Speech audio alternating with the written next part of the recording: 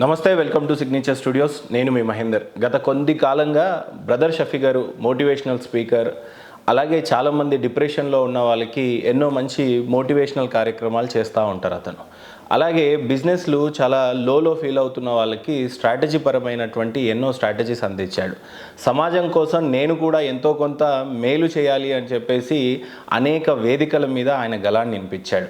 సడన్గా గత కొద్ది కాలం అంటే లాస్ట్ 1-2 వీక్స్ నుంచి బ్రదర్ షఫీ గారి మీద వస్తున్నటువంటి ఆరోపణలు కొన్ని నమ్మశక్యం కాని విధంగానే ఉన్నాయి. కానీ కొందరు ఆధారాలు ఉన్నాయంటున్నారు, కొందరు ఆధారాలు లేవంటున్నారు, మరికొందరు చాలా చక్కగా నిప్పులేందే పొగరాదు కదా అనేది వాదనలోకి దిగారు. అసలు వాస్తవం ఏంటి, అందులో ఆరోపణలు చేసినటువంటి సదరు జర్నలిస్ట్ ఆ ఆరోపణలలో ఎంత నిజం ఉందో డైరెక్ట్గా ఆయన్ని అడిగి తెలుసుకునే ప్రయత్నం చేద్దాం. నమస్తే షఫీ గారు. నమస్తే మహేంద్ర గారు. ఇంతకాలం షఫీ గారు అంటే ఒక మోటివేషనల్ స్పీకరు, చాలామంది డిప్రెషన్లో ఉన్న వాళ్ళకి మీ వాక్యాలు చాలా అవసరం అనే విధంగా ఉండింది. కానీ లాస్ట్ కొన్ని మీడియా కథనాల్లో చూసినట్లయితే మీరు ఒక స్కూల్ పెట్టారని, కాలేజ్ పెట్టారని, మీడియా సంస్థ పెట్టారని, అందులో ప్రతిదీ మోసమే అన్నట్టుగా చెప్తా ఉన్నారు. ఒకటి లవ్ ఆఫ్ అట్రాక్షన్ గురించి మీ స్పెషల్ క్లాసెస్ ఉన్నాయని, అందులో ఫస్ట్ 500, 1000, 1500, 15000, 50,000 ఫీజులు ఛార్జ్ చేస్తారని ఉంది. తర్వాత ప్రధానమైన ఆరోపణ, కొంతమంది అమ్మాయిలు మీ దగ్గర పనిచేస్తున్న వాళ్ళ మీద మీరు రేప్ చేశారని ఒక విధంగా అంటున్నారు. లేదు, వాళ్ళని ఏదో కొద్దిగా లోబరుచుకోవాలని చేసినటువంటి ఆరోపణలు ఎంతవరకు నిజం ఉన్నాయి వీటిలో? నిజంగా మిమ్మల్ని ఒక దుర్మార్గుడు అనే విధంగానే చిత్రీకరించేశారు. మీరు చేసినటువంటి సేవలు ఈ సమాజం పట్ల పెద్ద కనిపించలేవా లేకపోతే ఏంటో తెలియదు, కానీ చివరికి ఎంతో కొంత నేను మిమ్మల్ని దగ్గర నుంచి చూశాను. నాకు కూడా డౌట్ వచ్చే విధంగా, ఏంటి బ్రదర్ షఫీ ఇంత డేంజరా అన్నట్టుగా అనిపించింది. మనస్ఫూర్తిగా మీరు అల్లాని నమ్ముతారు అని అనుకుంటున్నాను. ఆయన సాక్షిగా ఒట్టేసి అన్ని నిజాన్ని నిర్భయంగా ఒప్పుకుంటారని భావిస్తూ అడుగుతున్న ప్రశ్నలు ఇవి. మహేంద్ర గారు, భగవంతుడిని మనస్ఫూర్తిగా నమ్మేటువంటి వ్యక్తి నేను. ఆ సర్వేశ్వరుడు, ఆ యెహోవా, అల్లా సాక్షిగా నేను మాట్లాడుతున్న విషయాలు.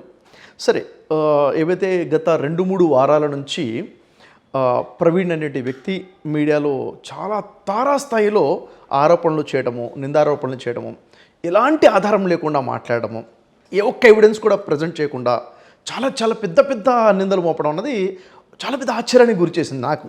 ఆధారాలు లేకుండా కాదు, ఆయన ఒక 10-15 డేస్ మీ చుట్టూ ట్రావెల్ చేశాడని, మీ ఆఫీస్కి వచ్చాడని, మీరు ఇచ్చినటువంటి సెమినార్లో ఆయన కూర్చున్నాడని, ఇన్ని రకాలటువంటి ఎవిడెన్స్లు స్వీకరించాను, ఇంకా ప్రొడ్యూస్ చేయాల్సినవి కూడా చాలా ఉన్నాయి అన్నట్టుగా మాట్లాడుతున్నాడు. జీవితంలో ఎప్పుడు కూడా నేను తన్ని కలవలేదు. మొదటి విషయము, ఎక్కడ కూడా నా ఆఫ్లైన్ ఒక్క ప్రోగ్రామ్ కూడా తను అటెండ్ అవ్వలేదు.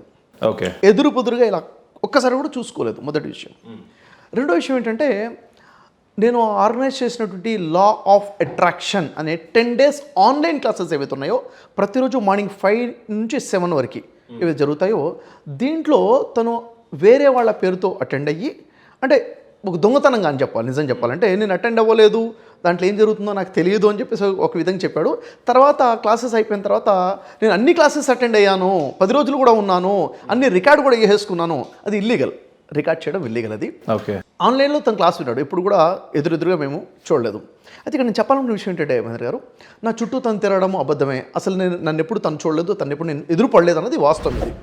అయితే ఒక్క మాటలో చెప్పాలంటే, తను మోపినటువంటి నిందలు 100కి 100% అబద్ధం. ఎక్కడ కూడా ఏమాత్రం కూడా నిజం లేనటువంటి విషయం అది. అయితే తను ప్రతిరోజు ఒక ఎపిసోడ్, అంటే ఎందుకు చేశాడు, తన ఇంటెన్షన్ ఏంటి, ఏ ఉద్దేశంతో చేశాడు అంటే, తనకంటూ ఒక ఉద్దేశంతో చేశాడు, బ్యాడ్ ఇంటెన్షన్తో చేశాడు. తను ఎప్పుడైతే బ్యాడ్ ఇంటెన్షన్తో 1-2 వీడియోలు చేశాడో, వెనక అనేక మంది వచ్చేసి తనకి సహకరించడము, ఇంకా ఇతన్ని బలిపశువు కూడా చేసే ప్రయత్నం చేశారు.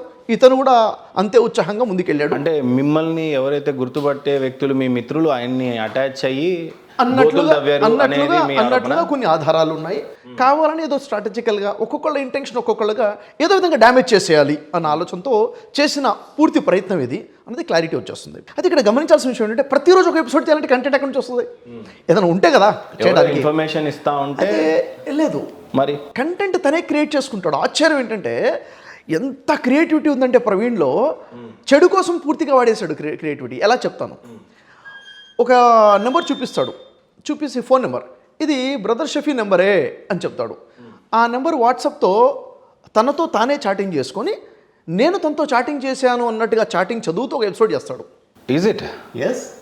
అయితే ఇంకో నెంబర్ చూపిస్తాడు, ఇది బ్రదర్ షఫీ నెంబరు, ఈ నెంబర్తో నాకు ఇలా చాటింగ్ చేశాడు అని చెప్పేసి ఇంకోటి చూపిస్తాడు.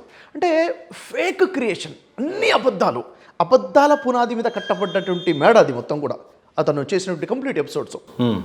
డైలీ ఎపిసోడ్ కావాలని నా ఒక వీడియో తీసుకొని ఆ వీడియో మీద మాట్లాడతాడు ఒక episode, wrong fake phone numbers create చేస్తాడు, ఫేక్ చాటింగ్స్ క్రియేట్ చేస్తాడు, ఫేక్ కంటెంట్ క్రియేట్ చేస్తాడు. మా అమ్మగారు అనారోగ్యంతో చనిపోతే దాని మీద ఒక ఎపిసోడ్ క్రియేట్ చేస్తాడు. ఓకే, ఆ తర్వాత 60 సంవత్సరాల వయసులో ఉంటే ఒక అమ్మతో నేను వ్యభిచారం చేసిన ఒక ఎపిసోడ్ చేస్తాడు, 15 సంవత్సరాల ఉన్న ఒక కూతురుతో వ్యభిచారం చేసిన ఒక ఎపిసోడ్ క్రియేట్ చేస్తాడు, ఇప్పుడు లాడ్జ్లో పట్టుబడ్డ బ్రదర్ షఫీని ఒక ఎపిసోడ్ చేస్తాడు.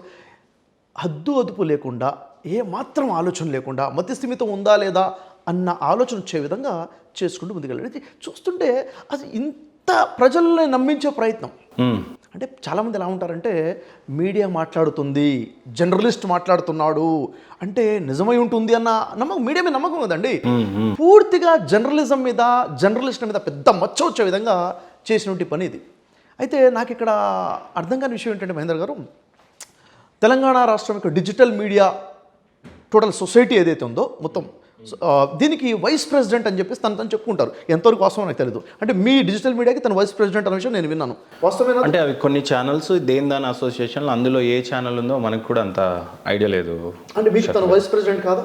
లేదు, కాదు. కాదా? కాదు. అంటే డిజిటల్ మీడియాలో మీరు ఉన్నారు కదా, సిగ్నేచర్ స్టూడియో కానీ అది మన ఛానల్స్లలో మేమైతే లేము. అంటే ఎవరికి వారిగా పెట్టుకుంటారు. ఎవరికి వాళ్ళు. సరే, అంటే ఎవరైతే ఆ అసోసియేషన్లో ఉన్నారో వాళ్ళందరూ కూడా ఆలోచించాలి.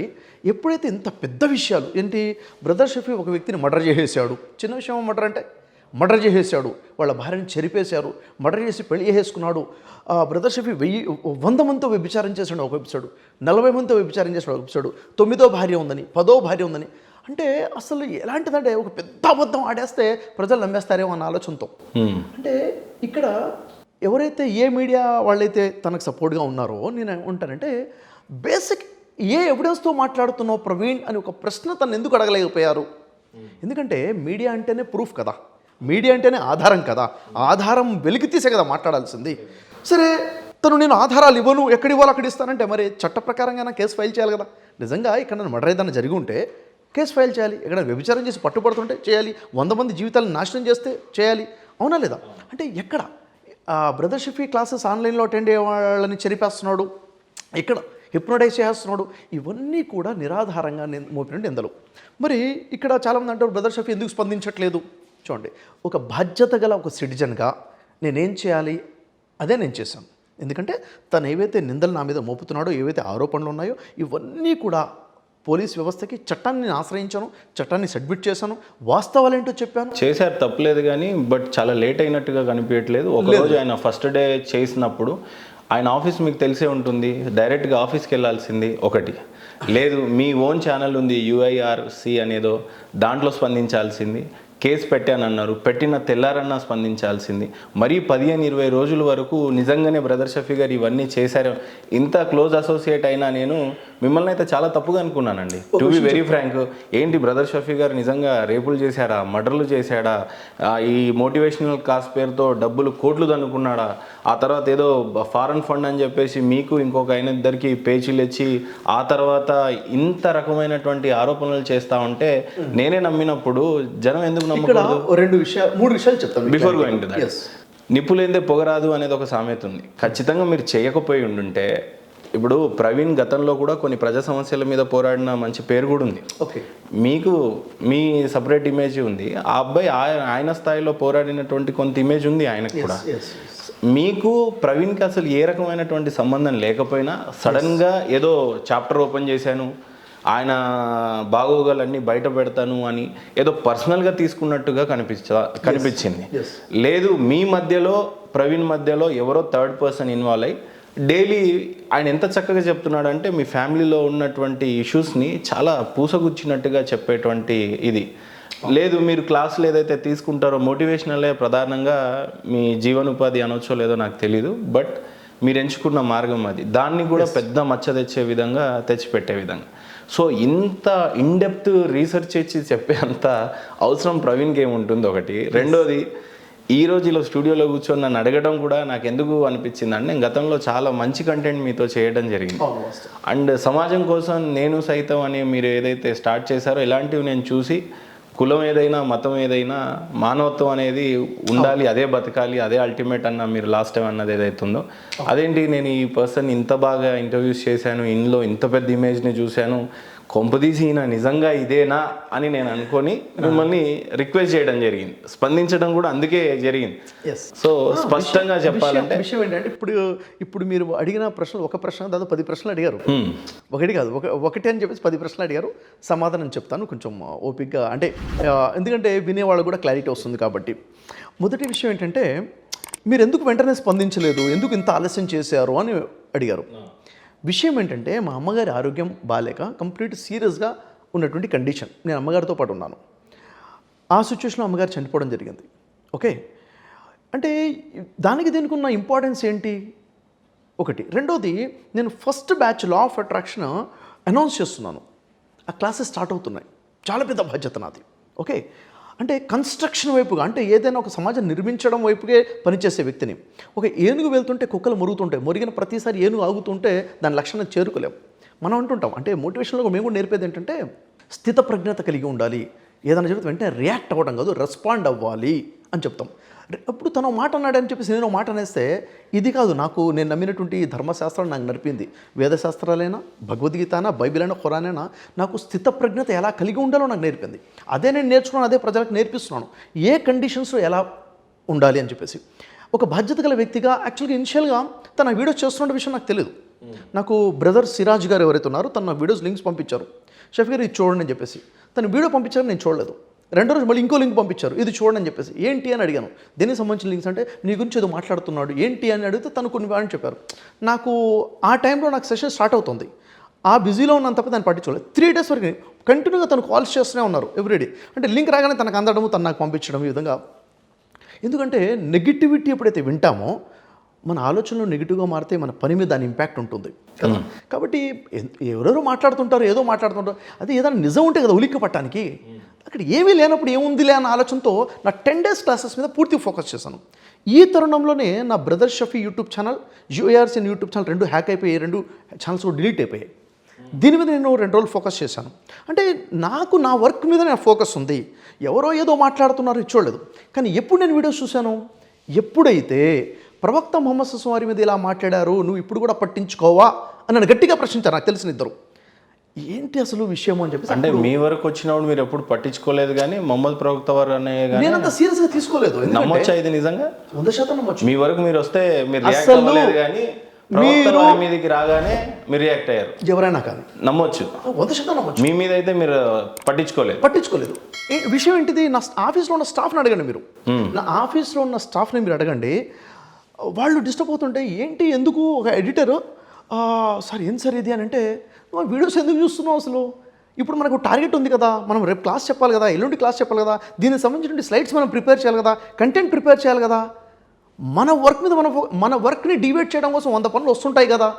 ఎప్పుడైతే విసిరిన ప్రతి రాయి గురించి ఆలోచించడం మొదలు పెడితే మన లక్ష్యాలను చేరుకోలేము. స్థితప్రజ్ఞత కలిగి ఉండాలి, ఫోకస్ ఆన్ యువర్ గోల్ అని చెప్పేటువంటి వ్యక్తి నేను. ఇప్పుడు ఇన్ని రోజులుగా ప్రవీణ్ మీద వచ్చినటువంటి ఎఫ్ఐఆర్లు కావచ్చు, లేదు ఈయన చేసిన వ్యాఖ్యల మీద అనేక సంస్థలు ఆయన మీద కేసులు పెట్టినాయి కావచ్చు, ఇవన్నీ ఉన్నాయి. ప్రవీణ్ తగిన రీతిలో దానికి స్పందించటమో, ఆ కేసుకి అటెండ్ అవ్వటమో లాంటివో చేస్తున్నాడు. నేను గతంలో అనింది, ప్రజా సమస్యల మీద పోరాడాడు, లైవ్ స్క్రీన్ మీద అనేకమైనటువంటి అరాచక శక్తులు పనిచేసిన చోట ఆయన గలాన్ని వినిపించాడు, భయపడలేదు ఆ పిల్లోడు ఎప్పుడు కూడా. ఆ పేరు ఉంది నిజంగానే, మీరు చూడండి. ఇప్పుడు మీ మీద ఆరోపణలు చేశారు కాబట్టి మీకు కొంత కోపం ఉండొచ్చు, కానీ కోపం లేదు సార్, నాకు కోపం లేదు. నాకు ఇక్కడ విషయం చెప్తాను. అయితే ఇక్కడ క్లారిటీ ఇవ్వాల్సిన విషయం ఏంటంటే, సరే ఈయన మీద కేసులు ఉన్నాయి, చేసిన ఆయన వ్యక్తిగతం, అది అన్నీ ఓకే. ఆయన చేసిన ఆరోపణలో ప్రధానంగా మీరు కాలేజ్ పెట్టారు, మీడియా ఛానళ్ళు, మీడియా సంస్థలను రన్ చేశారు, మీ దగ్గర పనిచేసిన స్టాఫ్ పైన మీరు అఘాయిత్యానికి పాల్పడ్డారని, సెక్షువల్గా వాళ్ళతో కాంటాక్ట్స్ పెట్టుకున్నారని, ఒకరి తర్వాత ఇంకొకరని, ఈ రకమైనటువంటి అభియోగం మీ మీద చాలా బలంగా మోపడం, 9 మంది, 10 మంది, 40 మంది, 100 మంది మర్డర్ చేశారని కూడా ప్రధానంగా. వీటి మీద ఎలాంటి అన్ని అసత్యాలే అయిపోతాయా? వందకు ఎలాంటి సత్యం లేదా? 100కి 100% తప్పంటున్నాను నేను. ఆయన ఒక జర్నలిస్ట్ సార్. ఏ రకమైనటువంటి అందుకే- ground work లేకుండా, అందుకే ఏ జర్నలిస్ట్- రకమైనటువంటి ఆధారాలు లేకుండా మీ పర్సన్స్, మీ ఫ్రెండ్స్, మీ చుట్టుపక్కల ఉన్న వాళ్ళని ఏ రకమైన కాంటాక్ట్స్ లేకుండా డైరెక్ట్ స్క్రీన్ మీదకి వచ్చి ఎలా చెప్పగలుగుతాడు? మీ సంస్థ పేర్లు ఎలా చెప్తాడు? లోపల ఉన్న అధ్యాపకుల గురించి ఎలా చెప్తారు? పిల్లల గురించి ఎలా చెప్పగలుగుతాడు? ఇప్పుడు బలంగా ఆలోచించాల్సింది ఎవరంటే జర్నలిస్టులు, జర్నలిజం ఆలోచించాలి. ఎందుకంటే ఈ మచ్చ జర్నలిస్ట్ మీద, జర్నలిజం మీద వచ్చే మచ్చ ఇది. 1% కూడా ప్రూఫ్ లేకుండా, ఎందుకంటే తను వీడియోలు చేసుకుంటూ వెళ్తే కింద కామెంట్స్ పెడుతున్నారు ప్రజలు. ఎవిడెన్స్ ఏది? ప్రూఫ్ పెట్టు, ఎవిడెన్స్ ఇవ్వు, ప్రూఫ్ పెట్టు అని చెప్పేసి అడుగుతుంటే ఆయన చెప్పిందంటే మర్డర్ చేశాడు, వ్యభిచారం చేశాడు, 100 మందితో, 40 మందితో, 9 మంది భార్యలు, 10 మంది భార్యలు, ఇలా చేసుకుంటే ప్రజలేమో ప్రూఫ్ అడుగుతున్నారు. మొన్న రీసెంట్ ఏదో వైజాగ్ లాడ్జ్ లో కూడా దొరికారంటే ఒక అమ్మాయితో అన్నారు. ఇప్పుడే లాడ్జ్ లో పట్టుబడ్డ బ్రదర్ షఫీ అని కూడా వీడియో పెట్టేశాడు. ఒక అమ్మాయితో లాడ్జ్ లో పట్టుబడ్డాడు. లేరా మీరు ఆ లాడ్జ్ లో లేరా? సార్ నేనేమంటానంటే 1% కూడా ట్రూత్ లేదు. ఆ. ప్రజల్ని ఎలా నమ్మబలుగుతున్నాడంటే జర్నలిజం మీద మచ్చ అంటున్నా నేను. అది వైస్ ప్రెసిడెంట్ ఎలా అయిపోయాడు ఒకసారి చెప్పనివ్వండి. నంబర్ గా పెట్టి మీతోనే చాట్ చేసినట్లు సృష్టించారు అని అన్నారు. అవును కదా. అసలు ఈ అబ్బాయి ప్రవీణ్ కి అంత అవసరం ఏమొచ్చింది మిమ్మల్ని టార్గెట్ చేయడం అనేది ఒక పెద్ద క్వశ్చన్. కానీ మరీ లేని దాన్ని వాట్సాప్ చాటింగ్ కింద పెట్టుకొని ఇప్పుడే బ్రదర్ షఫీ గారు నాతో ఇలా ఇంత క్రియేట్ చేసి అవసరం ఏముండొచ్చు అంటున్నా. ఇప్పుడు అది తెలుస్తుంది. అందుకే తను నా మీద మోపినటువంటి అభియోగాలన్నీ కూడా, ఆరోపణలన్నీ కూడా తీసుకొని పోలీస్ డిపార్ట్మెంట్కి సబ్మిట్ చేశాను. అసలు ట్రూత్ ఏంటి, క్లారిటీ ఏంటి, ఎవిడెన్స్ ఏంటి కూడా నేను సబ్మిట్ చేశాను. ఇప్పుడు బాధ్యత ఎవరిది? చట్టం ఖచ్చితంగా దాన్ని పని చేస్తుందని పూర్తిగా నమ్మకం నాకు కలిగి ఉంది. పోలీస్ డిపార్ట్మెంట్ పనిచేస్తుంది. ఇప్పుడు ప్రూఫ్స్, ఎవిడెన్సెస్ ఇవ్వాల్సిన బాధ్యత ఎవరు చెప్పండి? అతనిది. నేను ఎవరిని మర్డర్ చేశాను, ఎక్కడ మర్డర్ చేశాను, ఎందుకు మర్డర్ చేశాను, ఏం జరిగింది, ఎక్కడ వ్యభిచారం జరిగింది, ఎవరు నుంచుకున్నాను, ఏం చేశాను, 60 సంవత్సరాల తల్లితో వ్యభిచారం ఏంటి, 15 సంవత్సరాల అమ్మాయితో వ్యభిచారం ఏంటి, ఏం మాట్లాడుతున్నాడు అంటే ఏది చెప్తే అది ప్రజలు నమ్మేస్తారా? అంటే ఇంకా మనం చెప్పేసిన తర్వాత దానికి రియాక్షన్ ఉండదా, ప్రశ్నలు ఉండవా? నేనేమంటానంటే నేను ప్రతిదీ కూడా సబ్మిట్ చేసేసాను. పోలీస్ డిపార్ట్మెంట్ సమాధానం చెప్పాల్సిన బాధ్యత ఇప్పుడు తనకుంది. ఇంతకీ ఏ విధంగా అయితే ప్రవీణ్ ఇలా గతంలో ఒక వ్యక్తి పైన ఆయన ఆరోపణలు చేశాడు, ఆ వ్యక్తి సంస్థలో పనిచేశాడు, ఆయన సరిగ్గా బిహేవ్ చేయలేదని చెప్పేసి చెప్పాడు. ఆ కాంటాక్ట్స్ ఉండడం వల్ల అసలు మీకు ప్రవీణ్కి ఏ రకమైన కాంటాక్ట్స్ జీవితంలో ఎప్పుడూ నేను ఆ ఆరోపణలు చేయడానికి గల కారణం ఏమై ఉండదు? కారణాలు మేబీ ఏమైనా బ్లాక్మెయిల్ చేయాలనుకుంటున్నాడేమో. ఎందుకంటే ఒక వీడియో ఏం చెప్పాడంటే 100 కోట్లు ఇచ్చినా కానీ బ్రదర్ షఫీని వదిలిపెట్టాను అని మాట రిపీట్ చేశాడు. అంటే ఎన్ని కోట్లు ఇస్తే వదిలిపెడతాడు అన్నది మేబీ బ్లాక్మెయిల్ చేస్తున్నాడా, లేకపోతే ఇంకేదైనా ఇంటెన్షన్ ఉందా, తన వెనక ఇంకెవరైనా ఉండి నడిపించారా? తన వెనక ఎవరైనా ఉండి నడిపించారంటే తను బలి బకరా అయిపోయినట్టేనండి. ఎందుకంటే పాపం పూర్తిగా తన స్పాయిల్ అయిపోతున్నట్టే. నేనేమంటానంటే వాళ్ళేమన్నా ప్రూఫ్స్ చేస్తారేమో అని వెయిట్ చేసే కోణంలో ఉంటాయి సార్. క్వశ్చన్ చెప్పాలా? ఇప్పుడు మీరు ఆర్బీఐని దోపిడీ చేశారని నేను వీడియో తయారు చేశాను. ప్రూఫ్ ఎక్కడ నుంచి తెస్తాను? మహేందర్ గజ దొంగ బ్యాంకుని ఇప్పుడే లూటు చేశాడని చెప్తాను. నేను వీడియో రిలీజ్ చేస్తాను, బ్రదర్ షఫీ ఛానల్ రిలీజ్ చేసి 10 రోజులు దాని గురించి మాట్లాడేస్తాను. ప్రూఫ్ ఎక్కడ నుంచి తెస్తాను మహేందర్ గారు? అంటే ఒక జర్నలిస్ట్ మాట్లాడేటప్పుడు నేనేం మాట్లాడుతున్నాను, దానికి ఆధారం ఉందా లేదా, కనీస స్పృహ. ఏదైతే ఎపిసోడ్ లాస్ట్ 3 వీక్స్ నుంచి నడిచిందో ఇది మొత్తం పరిశీలించిన తర్వాత పూర్తి మీడియా మిత్రులకి, శాటిలైట్ ఛానల్స్కి, డిజిటల్ మీడియాకి అందరికీ కూడాను రెండు చేతులు జోడించి కృతజ్ఞతలు చెప్తాను. నేను అందరూ కూడా థ్యాంక్స్ చెప్తాను హార్ట్ఫుల్గా. ఎందుకంటే ఒక వ్యక్తి ఇంత భీభత్సంగా మాట్లాడుతున్నా కానీ ఇంకెవరూ దాని గురించి మాట్లాడలేదు అంటే నా మీద ఎంతో కొంత గౌరవాన్ని, నమ్మకాన్ని వాళ్ళు కలిగి ఉన్నారు. Thank you very much. అందరికీ కూడా 2 చేతులు జోడించి నేను చాలా గ్రాటిట్యూడ్ తెలియజేస్తున్నాను, చాలా థ్యాంక్స్ చెప్తున్నాను. ఎందుకంటే చిన్న విషయం కాదు. ఎందుకంటే ఒక వ్యక్తి ఇన్ని ఎపిసోడ్స్ చేస్తే ఇట్లా అగ్గి అందుకున్నట్టుగా చాలా ఛాన్స్ మాట్లాడేయచ్చు. కానీ ఐ రెస్పెక్ట్ అండి, చాలా గ్రేట్ రెస్పెక్ట్ ఉంది నాకు మీడియా మీద. ఎందుకంటే నాకు ఇంత సపోర్ట్ చేశారు ఒకటి. రెండో విషయం, అతను మాట్లాడుతున్నప్పుడు కింద ఎన్నో కామెంట్స్ రావడమో. ఎందుకంటే నా టీంలో వీడియోస్ చూసిన వాళ్ళు చెప్తున్నారు, సార్ ఇన్ని కామెంట్స్ వస్తున్నాయి, డిలీట్ అయిపోతున్నాయి. అంటే కామెంట్స్ చాలామంది, నువ్వు ఎందుకు ఇలా మాట్లాడుతున్నావు, ఎందుకు బ్లాక్మెయిల్ చేస్తున్నావు, ఎందుకు ఆధారం లేకుండా మాట్లాడుతున్నావు, ఏదైనా కేసు ఫైల్ చేయొచ్చు కదా అని క్వశ్చన్స్ చేస్తుంటే డిలీట్ చేసి. అంటే కొన్ని వందల మంది, వేల మంది సపోర్టివ్గా నిలబడ్డారు, నన్ను నమ్మారు. నా గొంతు వినకపోయినా కానీ ఏంటి నన్ను ప్రశ్నించకుండా నన్ను నమ్మారు. వాళ్ళందరికీ కూడా నేను థ్యాంక్స్ చెప్తున్నానండి, చాలా థ్యాంక్స్. ఎందుకంటే నా విచక్షణ, మంచి చెడుకి తేడా తెలుసుకునే విచక్షణ దేవుడు ప్రసాదించాడు మీడియా సభ్యులందరికీ కూడాను, ప్రజలకు కూడాను. అది గొప్ప బ్లెస్సింగ్ అని నేను కోరుకుంటాను, నేను నమ్మే విషయం అది.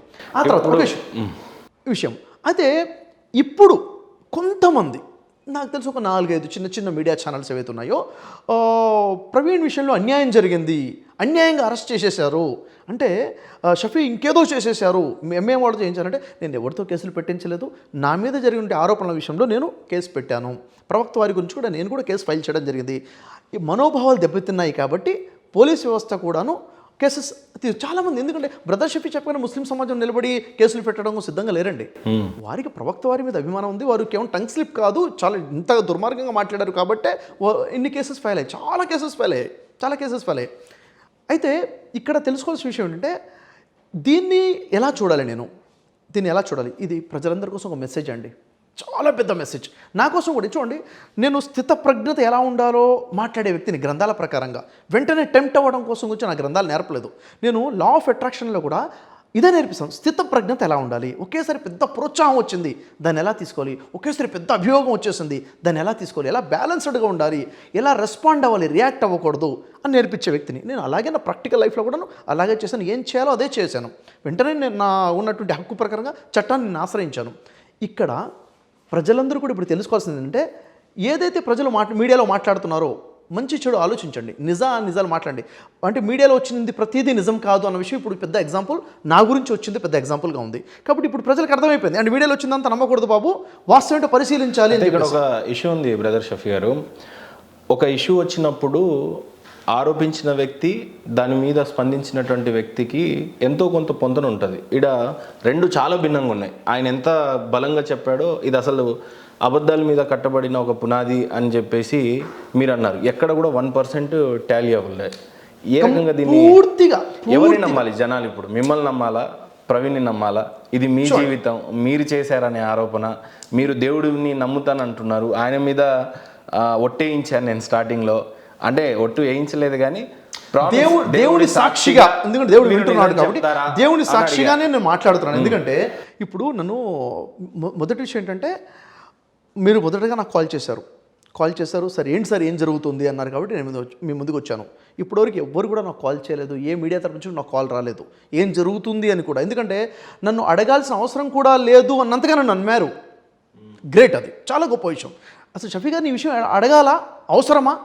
కాదు, ఇలాంటి తప్పు చేసి ఉండరు అన్న నమ్మకం నా మీద మీడియా పెట్టుకున్నందుకు నేను చాలా ధన్యవాదాలు తెలియజేస్తున్నాను అందరికి కూడాను. అయితే ఇక్కడ నేను చెప్పాలన్న విషయం ఏంటంటే మనం మాట్లాడేటప్పుడు అబద్ధం ఎంత గట్టిగా చెప్పినా అది నిజమైపోదు, అబద్ధాన్ని ఎంత బలంగా చెప్పినా నిజమైపోదు. ఎందుకంటే తన ఒక వీడియోకి ఇంకో వీడియోకి తనే కాంట్రడిక్ట్ అయిపోతున్నాడు. తను చెప్పిన ఒకసారి భార్య అంటాడు, ఒకసారి వ్యభిచారం అంటాడు, ఒకసారి 9వ భార్య అంటాడు, ఒకసారి 10వ భార్య అంటాడు, ఒకసారి 100 మందిని ఉంచుకున్నాడు అంటాడు, ఒకసారి 40 మంది అంటాడు, ఒకసారి 60 సంవత్సరాల ముసలాడితో వ్యభిచారం అంటాడు, ఒకసారి 15 సంవత్సరాల అమ్మాయితో వ్యభిచారం అంటాడు. అసలు ఏం మాట్లాడదు. ప్రజలు ప్రూఫ్ అడిగితే ఏమి ఇచ్చాడు తెలుసా? ప్రజలు ప్రూఫ్ అడిగితే ఏమి ఇచ్చాడంటే తను మర్డర్ చేసినందుకు, వ్యభిచారం చేసినందుకు ప్రూఫ్ ఇవ్వండి అని అడుగుతుంటే తనేం చేశాడంటే నా లా ఆఫ్ అట్రాక్షన్ క్లాసెస్ అటెండ్ అయ్యి దీంట్లో 5,555,000 రూపాయలు వసూలు చేస్తున్నాడు, చూసారా, నేను ప్రూఫ్ అడిగాను ఇచ్చేసాను అన్నాడు. ప్రజలు పిచ్చోడ్లా సార్, ప్రజలు పిచ్చోడ్లా.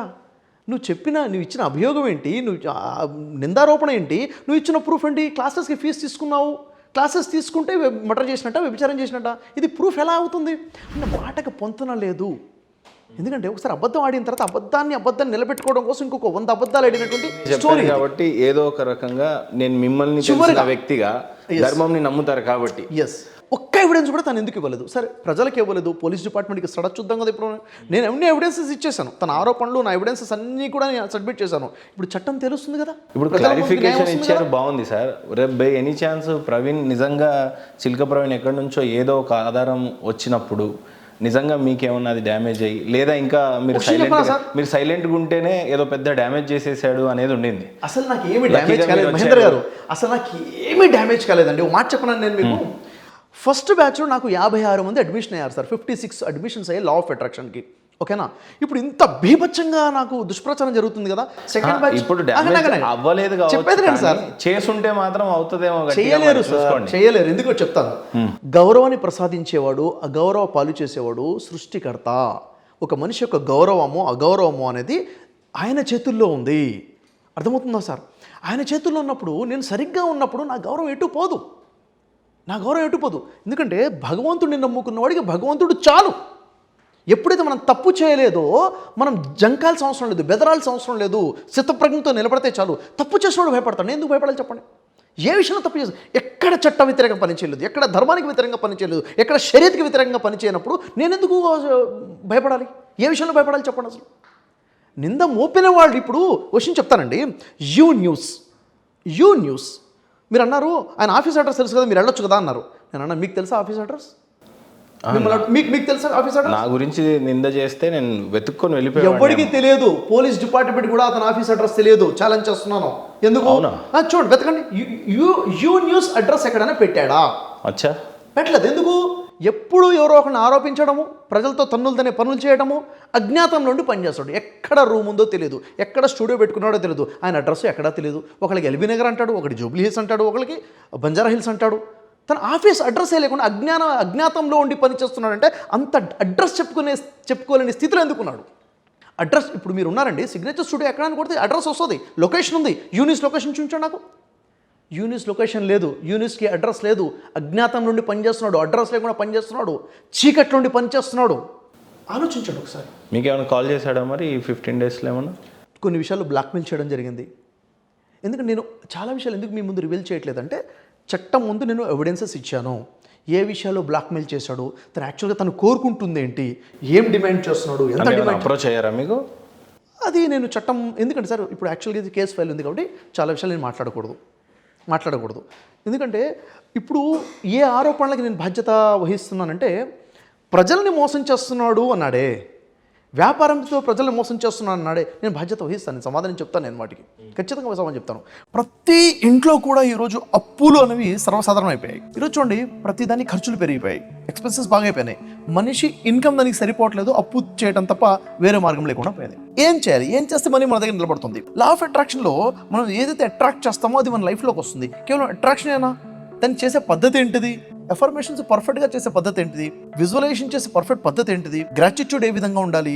మన కోసం యూనివర్స్ పని చేసేలా చేయాలంటే ఏం చేయాలి? అండ్ మన లైఫ్లోకి దాన్ని రావాలంటే అది ఎక్కడి నుంచి వస్తుంది? ఇవన్నీ కూడా చాలా క్లారిటీగా రావాలి sir. Authentic way of law of attraction మాట్లాడుతున్నాను. దీనికి బేస్ ఏంటంటే బైబిల్, ఓల్డ్ టెస్ట్మెంట్, న్యూ టెస్ట్మెంట్లో లా ఆఫ్ అట్రాక్షన్ ఫార్ములాసే ఉన్నాయి.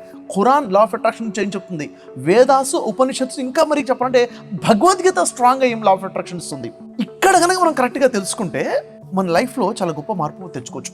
ఎవరైనా తన లైఫ్లో మార్పు తెచ్చుకోవాలనుకుంటే, అప్పులు తీర్చుకోవాలనుకుంటే, వాళ్ళ లైఫ్లో డబ్బు నిల్వ అవ్వాలనుకుంటే, ఎప్పుడు కూడా బ్యాంక్ బ్యాలెన్స్ 5 లక్షల నుంచి 10 లక్షల వరకు మెయింటైన్ చేయాలి అన్న ఆలోచన ఉంటే ఖచ్చితంగా ఈ లాస్ నేర్చుకోవాల్సిందే. మన 10 days క్లాసెస్ అటెండ్ అవ్వాల్సిందే. ఈ 10 days క్లాసెస్లో చాలా క్లారిటీగా తెలిసిపోయి అథెంటిక్ లాస్ తెలుస్తాయి, లైఫ్లో మార్పు అనేది వస్తుంది. సో ఈ క్లాసెస్ చాలా ఇంపార్టెంట్. ప్రతిరోజు మార్నింగ్ 5 నుంచి 7 వరకు ఉంటాయి. 100 రోజుల్లో 100 daysలో మీ అప్పులన్నీ తీర్చుకోవాలనుకుంటే ఈ క్లాసెస్ సరిపోతాయి. ఈ క్లాసెస్ని ఫాలో అయిపోతే సరిపోతుంది.